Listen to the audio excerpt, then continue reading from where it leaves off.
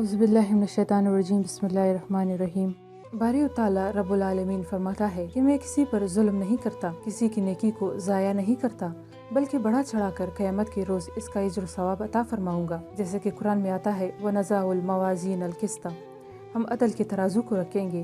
حضرت لقمان نے اپنے بیٹے سے فرمایا تھا یا بنیا انہا ان تاک مثقال حبۃ من خردل، اے بیٹے اگر کوئی چیز رائی کے دانے کے برابر بھی ہو، گو وہ کسی پتھر میں ہو یا آسمان میں ہو یا زمین میں ہو یا زمین کے اندر ہو، اللہ تعالیٰ اسے لا حاضر کرے گا۔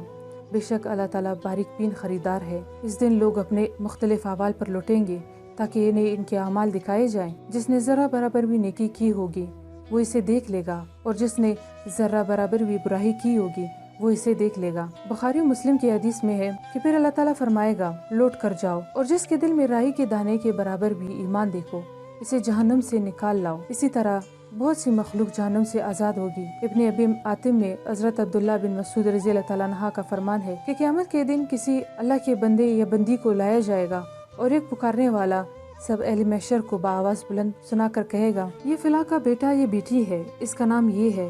جس کسی کا کوئی حق اس کے ذمہ باقی ہو وہ آئے اور لے جائے۔ اس وقت یہ حالت ہوگی کہ عورت چاہے گی کہ اس کا کوئی حق اس کے باپ پر یا اس کی ماں پر یا اس کے بھائی پر یا اس کے شوہر پر نہ ہو۔ وہ ایسا وقت ہوگا جب سب رشتے ناطے کٹ جائیں گے، کوئی کسی کا پرسان حال نہ ہوگا۔ اللہ تعالیٰ اپنا جو حق ہے معاف فرما دے گا، لیکن لوگوں کے حق میں سے کوئی حق معاف نہیں فرمائے گا۔ اسی طرح جب کوئی حقدار آئے گا تو فریق ثانی سے کہا جائے گا کہ ان کے حق ادا کر دے۔ یہ کہے گا کہ دنیا تو ختم ہو چکی ہے، آج میرے ہاتھ میں کیا ہے جو میں انہیں دوں؟ پھر ان کے نیک اعمال لیے جائیں گے اور حقداروں کو دیے جائیں گے، اور ہر ایک کا حق اسی طرح ادا کیا جائے گا۔ جب یہ شخص اگر اللہ کا دوست ہے تو اس کے پاس ایک رائی کے دانے کے برابر بھی نیکی بچ جائے گی، جسے اللہ تعالیٰ بڑھا چڑھا کر صرف اسی بنا پر کہ اللہ تعالیٰ اسے جنت میں لے جائے گا۔ اور اگر وہ بندہ اللہ کا دوست نہیں ہے بلکہ بدبخت اور سرکش ہے تو یہ حال ہوگا کہ فرشتے کہیں گے کہ باری تعالیٰ اس کی سب نیکیاں ختم ہو گئی ہے اور ابھی حقدار باقی رہ گئے ہیں۔ حکم ہوگا کہ اس کی برائیاں لے کر اس پر لاد دو، پھر اسے جہنم واصل کر دو۔ حضرت سعید بن جبیر رحمۃ اللہ علیہ فرماتے ہیں کہ مشرک کے بھی عذابوں میں سے ان کے نیک اعمال کی وجہ سے کمی کر دی جائے گی، ہاں وہ جہنم سے نہیں نکلیں گے۔ چنانچہ ایک اور حدیث میں ہے کہ حضرت عباس رضی اللہ تعالیٰ عنہ نے رسول اللہ صلی اللہ علیہ وسلم سے پوچھا یا رسول اللہ، آپ کے چچا ابو طالب آپ صلی اللہ علیہ وسلم کے پشت پناہ رہے ہیں، آپ کو لوگوں کی ایذاؤں سے بچاتے رہے ہیں، آپ کی طرف سے ان سے لڑتے تھے، تو کیا انہیں کچھ نفع بھی پہنچے گا؟ تو آپ صلی اللہ علیہ وسلم نے فرمایا ہاں، وہ تھوڑی سی آگ میں ہے، اور اگر میرے یہ تعلق نہ ہوتا تو جہنم کے نیچے کے طبقے میں ہوتا، لیکن یہ بھی ممکن ہے کہ یہ فائدہ صرف ابو طالب کے لیے ہی ہو۔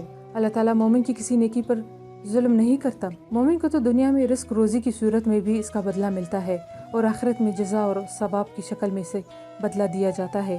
ہاں کافر تو اپنی نیکی دنیا میں ہی کھا جاتا ہے، قیامت میں اس کے پاس کوئی نیکی نہیں ہوگی۔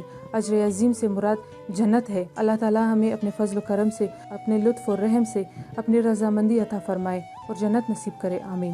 حضرت ابو ہریرہ رضی اللہ تعالیٰ عنہ نے فرمایا اللہ تعالیٰ اپنے مومن بندے کو ایک نیکی کے بدلے 1,00,000 نیکی کا ثواب دے گا۔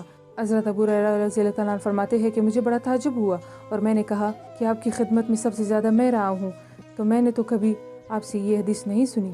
تو آپ صلی اللہ علیہ وسلم نے فرمایا تم نے قرآن میں نہیں پڑھا کہ اللہ تعالیٰ فرماتا ہے جو شخص اللہ کو اچھا قرض دے اللہ اسے بہت بہت بڑھا کر عنایت فرماتا ہے۔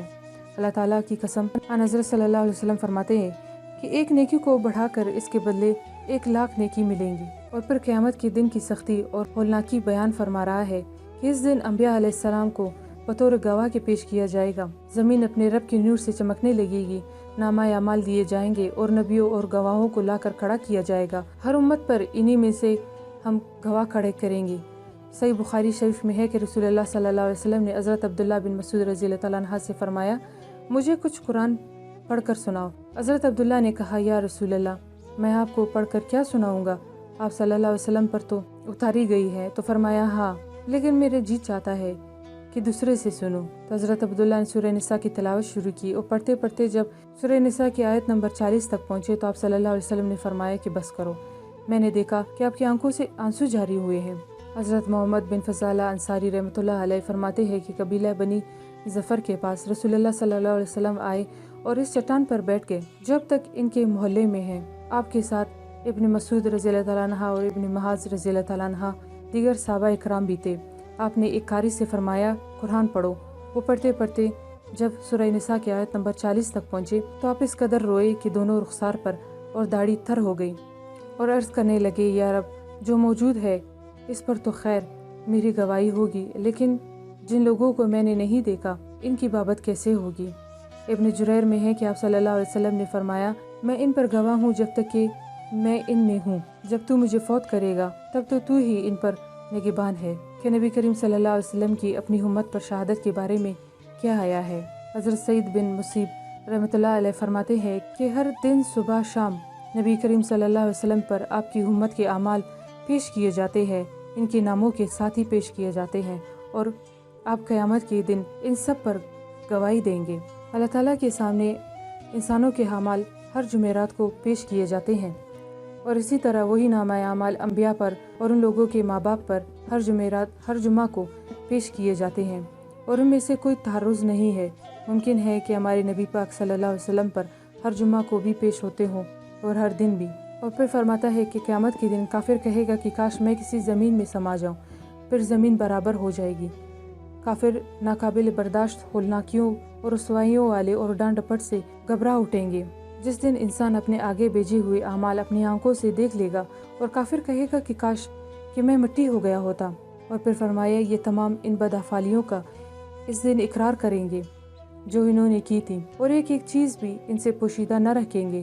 ایک شخص نے حضرت ابن عباس رضی اللہ تعالیٰ عنہ سے کہا، حضرت، ایک جگہ تو قرآن میں ہے کہ مشرکین قیامت کے دن کہیں گے، اللہ کی قسم ہم نے شرک نہیں کیا، اور دوسری جگہ ہے کہ اللہ سے یہ لوگ کسی طرح سے بھی ایک ذرہ برابر بات کو چھپا نہ سکیں گے۔ پھر ان دونوں آیتوں کا مطلب یہ ہوا کہ آپ صلی اللہ علیہ وسلم نے فرمایا، جب موحدوں کو جنت میں جاتے ہوئے دیکھیں گے تو کہیں گے، آؤ تم بھی اپنے شرک کا انکار کرو۔ کیا جب کام چل جائے پھر ان کے منہ پر مہر لگ جائیں گے اور ہاتھ پیر بولنے لگیں گے، اب اللہ تعالیٰ سے ایک بات بھی نہ چھپا سکیں گے۔ اللہ تعالیٰ ہمیں کلام پاک کو سمجھنے کی اور اس پر عمل کرنے کی توفیق عطا فرمائے، آمین۔ وآخر دعوانا ان الحمد للہ رب العالمین۔